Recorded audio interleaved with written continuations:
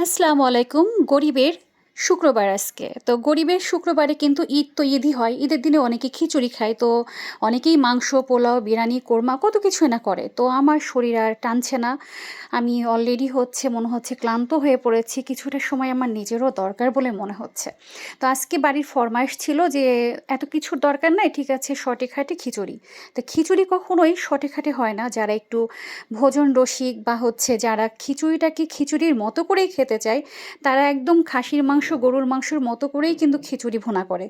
মানে একটা খাসির মাংস ১.৫ কেজি রান্না করতে গেলে যেরকম লাগে, একটা খিচুড়ি রান্না করতে গেলেও ঠিক একই রকম ওরকম তেল, মসলা সব কিছু লাগে বলেই আমার মনে হয়। এবং আমি খুব মুখরোচক করে খিচুড়ি ভুনা করি। আমার এটা খুব ভালো লাগে। আমার কথা যে খিচুড়ি খাবো খিচুড়ির মতো করে। মাংসও লাগবে না, ডিম ভাজিও লাগবে না, এরকম মনে হয়।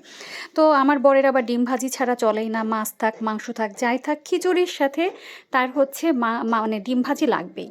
তো আমার বর এখনও আসেনি, সেহেতু ডিম ভাজিটা আমি করিও নাই, তাই ভিডিওতে নেই। আর সাথে ছিল বেগুনের চাক ভাজি।